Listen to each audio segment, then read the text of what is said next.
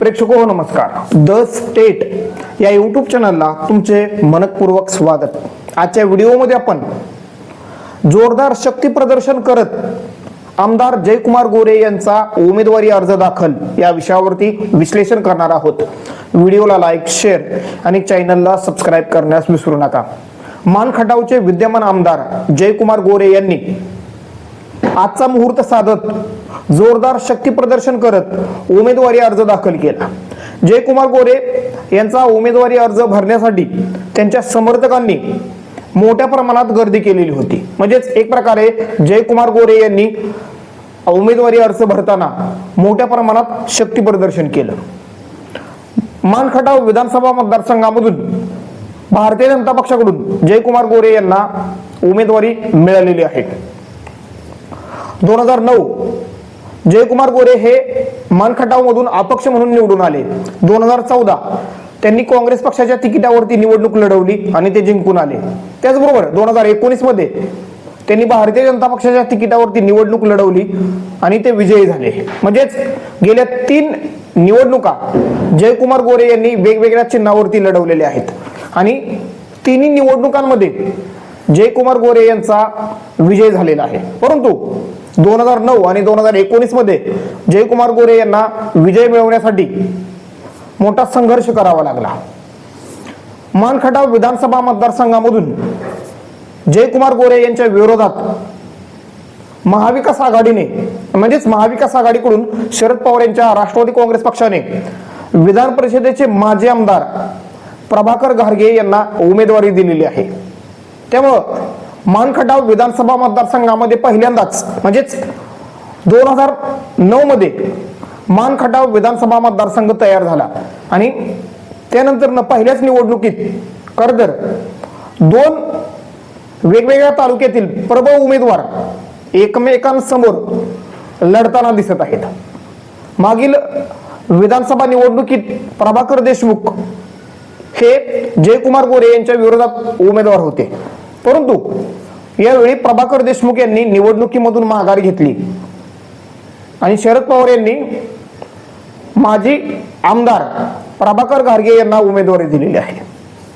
सध्या मानखटाव विधानसभा मतदारसंघाचं राजकीय चित्र पाहायला गेलं तर गेल्या 2.5 वर्षामध्ये ज्या पद्धतीनं विकास कामे मानखटाव विधानसभा मतदारसंघामध्ये जयकुमार गोरे यांच्या नेतृत्वाखाली झालेली आहेत आणि एकंदरीत मानखटाव विधानसभा मतदारसंघातील काही भागात पाणी आणण्यात जयकुमार गोरे यांना यश आलेलं आहे.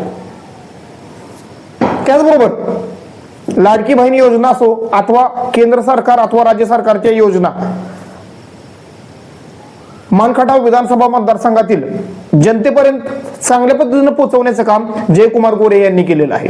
त्याचबरोबर जयकुमार गोरे यांनी निवडणूक प्रचारात सुद्धा जोरदार आघाडी घेतलेली आहे. म्हणजेच मानखटाव विधानसभा मतदारसंघाच्या 2-3 फेऱ्या म्हणजे प्रचाराच्या 2-3 फेऱ्या त्यांनी खरतर पूर्ण केलेल्या आहेत. परंतु विरोधकांकडून आत्ताशी म्हणजेच आज उमेदवार जाहीर करण्यात आलेला आहे. अर्थातच मानखटाव विधानसभा मतदारसंघामध्ये विरोधकांची म्हणजेच महाविकास आघाडीची ताकद ही मोठी आहे, परंतु ती ताकद विभागली गेलेली आहे. कारण प्रभाकर देशमुख, अभयसिंह जगताप,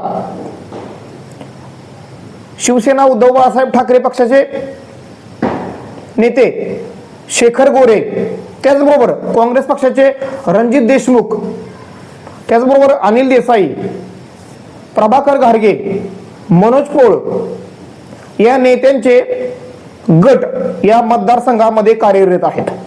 जर जयकुमार गोरे यांचा पराभव करायचा असेल तर अर्थातच जयकुमार गोरे यांच्या विरोधातील सर्व नेत्यांना एकत्र यावं लागेल. जर या नेत्यांमधील एक नेता जर निवडणुकीमध्ये उतरला तर त्याचा फटका हा विरोधी उमेदवाराला म्हणजेच महाविकास आघाडीच्या उमेदवाराला बसू शकतो. कारण मानखटाव विधानसभा मतदारसंघामध्ये जवळजवळ 80 ते 90 हजार मत म्हणजेच मतदानाचा गठ्ठा किंवा एक मतदार वर्ग जयकुमार गोरे यांनी तयार केलेला आहे. जयकुमार गोरे हे कोणत्या राजकीय पक्षात आहेत हे महत्वाचं नाही, कारण मान खटाव विधानसभा मतदारसंघामध्ये जयकुमार गोरे यांनी आपला स्वतःचा एक मतदार वर्ग तयार केलेला आहे. त्यामुळेच 2009, 2014 आणि 2019 वेगवेगळ्या राजकीय पक्षाकडून त्यांनी निवडणूक लढवली आणि 2009 मध्ये त्यांनी अपक्ष निवडणूक लढवली आणि एक प्रकारे तिन्ही निवडणुकीत त्यांनी विजय मिळवला. म्हणजेच 2009, 2014 आणि 2019 सातत्याने म्हणजेच प्रत्येक पंचवार्षिकला जयकुमार गोरे यांचं मतदान वाढत गेलेलं आहे. त्यामुळं या मतदारसंघामध्ये जर जयकुमार गोरे यांचा पराभव करायचा असेल तर अर्थातच विरोधकांना एकत्र यावं लागेल. प्रभाकर देशमुख यांना उमेदवारी मिळेल अशा पद्धतीची चर्चा ही मानखटाव विधानसभा मतदारसंघामध्ये सुरू होती, परंतु प्रभाकर देशमुख यांनी अचानकपणे निवडणुकीमधून माघार घेतली आणि उमेदवारीची माळ ही माजी आमदार प्रभाकर घारगे यांच्या गळ्यात पडली. अर्थातच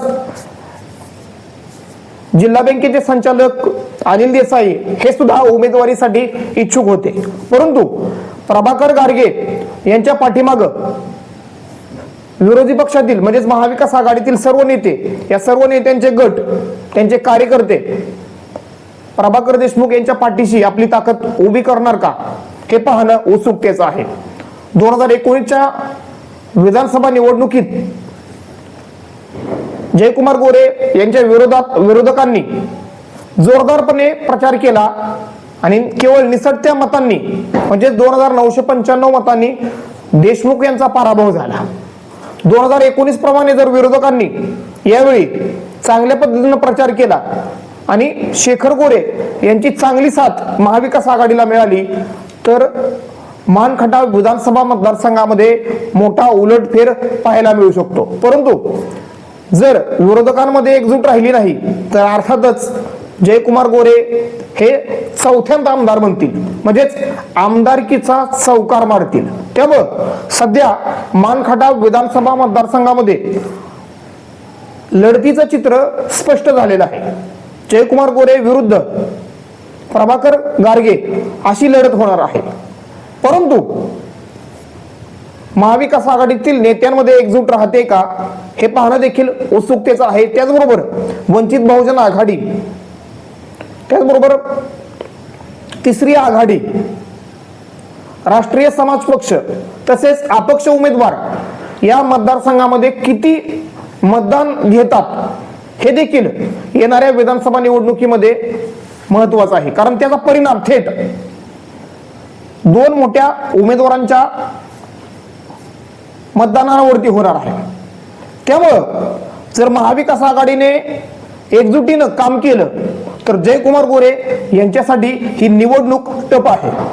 जर महाविकास आघाडीमध्ये या मतदारसंघात बेबनाव पाहायला मिळाला तर अर्थातच मानखटाव विधानसभा मतदारसंघामधून जयकुमार गोरे यांच्यासाठी ही वन वे निवडणूक आहे. म्हणजेच जयकुमार गोरे यांचं पारडं सध्या तरी मानखटाव विधानसभा मतदारसंघामध्ये जड वाटत आहे आणि प्रचाराच्या 2-3 फेऱ्या म्हणजेच पूर्ण मानखटाव विधानसभा मतदारसंघामध्ये जवळजवळ 2-3 फेऱ्या त्यांनी प्रचाराच्या पूर्ण केलेल्या आहेत आणि देवेंद्र फडणवीस आणि भारतीय जनता पक्षाची ताकद ही जयकुमार गोरे यांच्या पाठीशी उभी आहे आणि महायुतीची उत्तम साथ जयकुमार गोरे यांना मिळत आहे आणि कार्यकर्त्यांचं उत्तम असं संघटन जयकुमार गोरे यांच्याकडे आहे. कारण आजच्या उमेदवारी अर्ज भरताना ज्या पद्धतीची गर्दी पाहायला मिळाली ती गर्दी बघितली तर जयकुमार गोरे यांना मानणाऱ्या कार्यकर्त्यांचा किंवा त्यांना मानणाऱ्या मतदारांचा उत्साह पाहायला मिळतोय. परंतु दुसऱ्या बाजूला विरोधकांना या मतदारसंघामध्ये स्वतःचा एक नॅरेटिव्ह सेट करावा लागेल आणि तो नॅरेटिव्ह सेट करायचा असेल तर अर्थातच विरोधकांना एकजूट दाखवावीच लागेल. जर विरोधक एकजूट राहिले तरच मानखटाव विधानसभा मतदारसंघामध्ये महाविकास आघाडीचं आव्हान टिकून राहू शकतं. अन्यथा ही निवडणूक एकतर्फी होऊ शकते आणि जयकुमार गोरे यांना विजयाची संधी त्यामुळं जास्त सध्या पाहायला मिळते. त्यामुळं प्रभाकर गारगे विरुद्ध जयकुमार गोरे अशी लढत या मतदारसंघामध्ये पाहायला मिळते, परंतु या लढाईत मात्र जयकुमार गोरे यांचं पारडं हे जड वाटत आहे. त्यामुळं विरोधक या म्हणजेच मान खटाव विधानसभा मतदारसंघात कशा पद्धतीनं रणनीती आखतात आणि विशेष करून शरद पवार या मतदारसंघातील महाविकास आघाडीच्या नेत्यांना एकत्र आणण्यासाठी कोणत्या प्रकारची रणनीती राबवतात हे पाहणं उत्सुकतेचं आहे. परंतु 3 वेळा सलग आमदार म्हणून निवडून आल्यामुळं आणि या मानखटाव विधानसभा मतदारसंघातील अनेक मोठे प्रश्न अजूनही सुटलेले नाहीत. त्यामुळं काही प्रमाणात का होईना जयकुमार गोरे यांच्या विरोधात अँटी इन्कम्बन्सी आहे. त्याचबरोबर राज्य सरकार आणि केंद्र सरकारच्या विरोधात सुद्धा नाराजगी आहे. मराठा रिझर्वेशनचा प्रश्न असो, शेतकऱ्यांच्या मालाला हमी भाव न मिळणं असो, बेरोजगारीची समस्या असो किंवा या मतदारसंघातील पाण्याचा प्रश्न असो, हे प्रश्न या निवडणुकीमध्ये महत्वाचे ठरणार आहेत. त्यामुळं जयकुमार गोरे यांच्यासाठी सुद्धा ही निवडणूक सोपी नाही, परंतु त्यासाठी विरोधकांनी एकजूट होणं गरजेचं आहे. जर विरोधक एकजूट झाले तरच जयकुमार गोरे यांना आव्हान या निवडणुकीमध्ये देऊ शकतात, अन्यथा निवडणूक ही वन वे होऊ शकते. धन्यवाद. व्हिडिओला लाईक, शेअर आणि चॅनलला सबस्क्राईब करण्यास विसरू नका.